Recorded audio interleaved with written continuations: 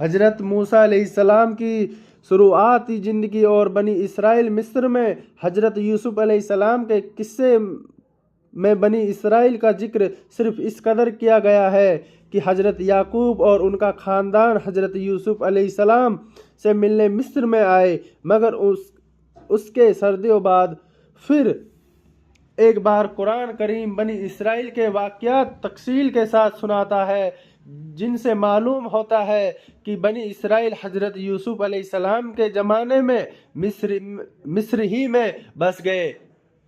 تورات سے اور تفصیل معلوم ہوتی ہے، اور یہ بھی حضرت یوسف علیہ السلام نے فرعون سے اپنے باپ اور خاندان کے لیے عرض شاسن طلب کی، جو فرعون نے خوشی خوشی ان پہ سپرد کر دی۔ بہرحال ان تفصیلوں سے یہ بات صاف ہو جاتی ہے کہ بنی اسرائیل حضرت یوسف علیہ السلام اور حضرت موسیٰ علیہ السلام کی درمیانی سردیوں میں مصر میں آباد رہے، اور ان کی تعداد لگ بھگ 6 لاکھ ہو گئی تھی۔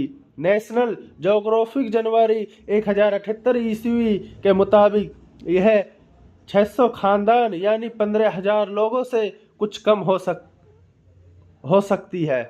فرعون شروع ہی میں یہ صاف کر دینا ضروری ہے کہ فرعون مصر کے بادشاہوں کا لقب ہے، کسی خاص حکمرانوں یا بادشاہوں کا نام نہیں۔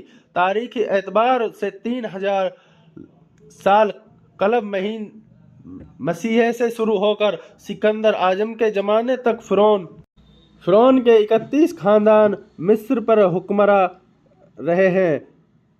اللہ عالم حضرت موسیٰ علیہ السلام کے زمانے میں مصر کا حکمراں فرعون کون تھا اور اس کا کیا نام تھا، یقین کے ساتھ نہیں کہا جا سکتا، اس لیے کہا یہاں فرعون اور اس کے وقت کے مصر کا حکمراں شاسک سمجھا جائے۔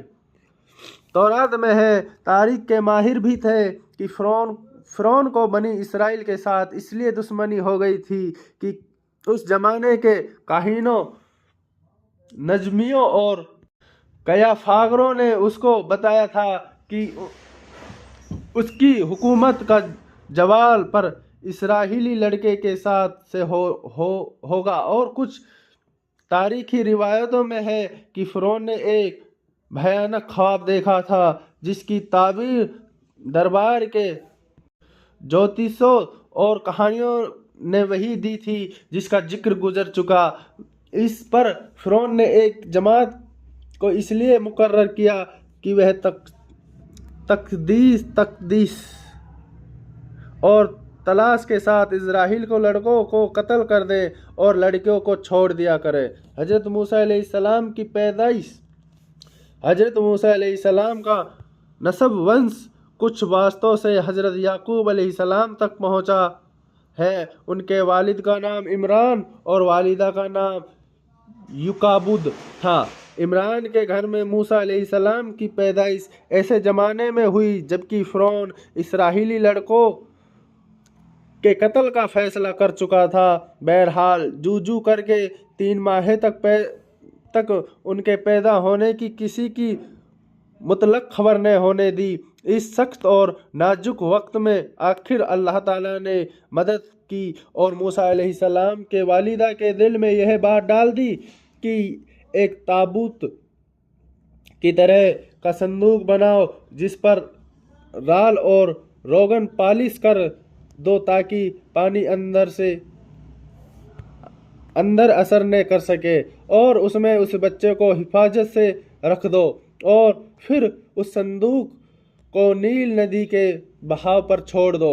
موسیٰ علیہ السلام کی ماں نے ایسا ہی کیا اور ساتھ ہی اپنی بڑی لڑکی موسیٰ کی بہن کو لگایا کہ وہ اس صندوق کے بہاؤ کے ساتھ کنارے کنارے چل کر صندوق کو نگاہ میں رکھے، دیکھے کہ اللہ اس کی حفاظت کا وعدہ کس طرح پورا کرتا ہے، کیونکہ موسیٰ علیہ السلام کی والدہ کو اللہ تعالیٰ پہ یہ بشارت پہلے ہی سنا دی تھی کہ ہم اس بچے کو تیری ہی طرف لا کر دیں گے اور یہ ہمارا پیغمبر اور رسول ہوگا۔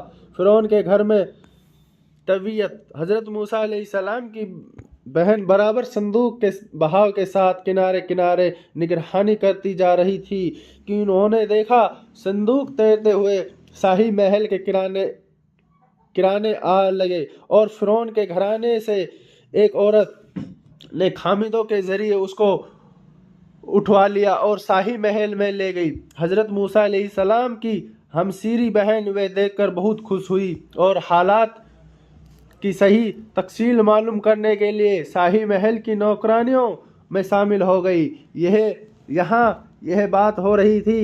उधर हजरत मूसा अलैहिस्सलाम की वालिदा लतीफ़न रोवी के इंतज़ार में आंखें फैलाई हुई थी कि लड़की हजरत मूसा अलैहिस्सलाम की बहन ने आकर पूरी दास्तान कह सुनाई और कहा कि अब तू चलकर अपने बच्चों को सीने से लगाओ और आंखें ठंडी करो और उसका शुक्र अदा करो कि उसने अपना वायदा पूरा कर दिया। इस तरह अल्लाह ताला ने हजरत मूसा अलैहिस्सलाम की परवरिश का पूरा इंतज़ाम कर दिया। हजरत मूसा अलैहिस्सलाम एक अरसे एक ताही तस्बीहत में बसर करते रहते। जवानी के दौर में दाखिल हुए तो निहायत मजबूत, कड़ियल और बहादुर जवान निकले।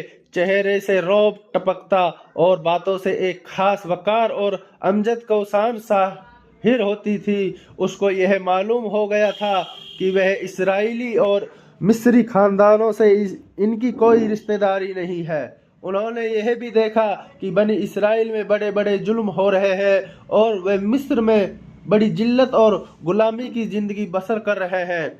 यह देखकर उनका खून खौलने लगा और मौके मौके से इब्रानियों की हिमायत व मदद में पेश हो जाते। एक बार शहरी आबादी से एक किनारे जा रहा था कि देखा कि मिस्री एक इजराइली को बेकार के लिए घसीट रहा था।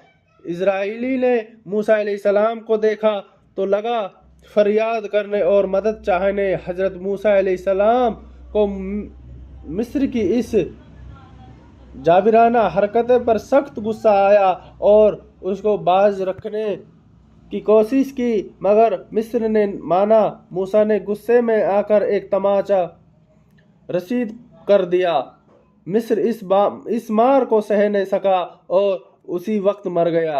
हजरत मूसा अलैहिस्सलाम ने देखा तो बहुत अफसोस किया क्योंकि उनका इरादा बिल्कुल उसे कत्ल करने था और नदामन शर्मिंदगी के साथ दिल में कहने लगे कि बेशक ये शैतान का काम है, वही इंसान को गलत रास्ते पर लाता है। और अल्लाह की बारगाह में अर्ज करने लगे कि यह जो कुछ हुआ अनजाने में हुआ, मैं तुमसे माफ़ी मांगना चाहता हूँ। अल्लाह ने भी उनकी गलती को माफ़ कर दिया और मग़फ़िरत की बसारत से नवाजा।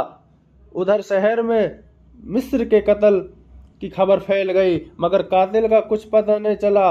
आखिर फिरौन के पास मदद तलब की कि यह काम किसी इजराइली का है, इसलिए आप मदद फरमाएं। फिरौन ने कहा कि इस तरह की सारी कौम से बदला नहीं लिया जा सकता। तुम कातिल का पता लगाओ, मैं ज़रूर पूरी सज़ा दूंगा।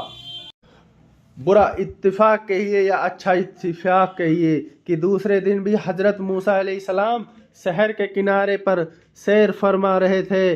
देखा वहीं इजराइली एक किब्ती से झगड़ रहा था और किब्ती गालिब है। मूसा अलैहिस्सलाम को देखकर कत्ल की तरह उसने आज भी फरियाद और मदद चाही।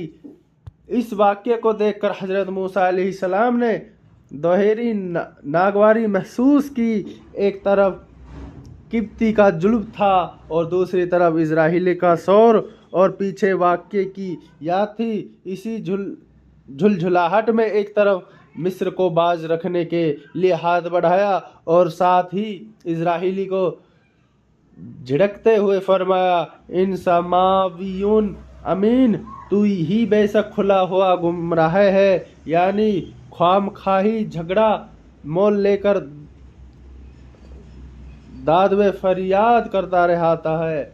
इजराइली ने हजरत मूसा अलैहिस्सलाम को हाथ बढ़ाते और फिर अपने मुताबिक नागवार और کڑو الفاظ کہے سنا تو یہ سمجھا کہ یہ مجھ کو مارنے کے لیے ہاتھ بڑھا رہے ہیں اور مجھ کو پکڑ میں لینا چاہتے ہیں، اس لیے سیرا بھرے انداز میں کہنے لگا، جس طرح قتل تو نے ایک جان کی قبطی کو ہلاک کیا، اسی طرح آپ مجھ کو قتل کر دینا چاہتا ہے۔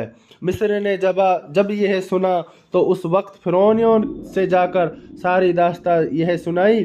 فرعون کو اطلاع دی کہ مصر کا قاتل موسیٰ ہے۔ فرعون نے یہ سنا تو ججال کا حکم دیا کہ موسیٰ کو گرفتار کر حاضر کرے۔ مصریوں نے اس کے مجمع میں ایک مؤذن سحری وہ بھی تھا جو دل و جان سے حضرت موسیٰ علیہ السلام سے محبت کرتا اور اسرائیلی مذہب کو جانتا تھا۔ یہ فرعون ہی کے خاندان کا آدمی تھا اور دربار میں حاضر تھا۔ اس نے فرعون کا یہ حکم سنا تو فرعونی جلاد سے پہلے ہی دربار سے نکل کر دوڑتا ہوا حضرت موسیٰ کی خدمت میں حاضر ہوا اور اس نے سارا قصہ بیان کیا۔